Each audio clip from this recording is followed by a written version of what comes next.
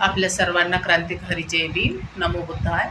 जे बुद्धाला मानित नाही, जे बुद्धाचं खंडन करतात आणि बुद्धाला विविध मूर्त्यांमध्ये स्थापित करतात, विविध नावामध्ये स्थापित करतात, असे भोंदू लोक, असे भोंदू आणि भ्रष्टाचारी लोक महाबोधी विहारात जाऊन बसलेले आहेत. आणि जे खरंच बुद्धाला मानतात आणि बुद्धाच्या मार्गावर चालतात, असे लोक महाबोधी विहाराच्या बाहेर आंदोलन करीत आहेत. हा कुठला न्याय?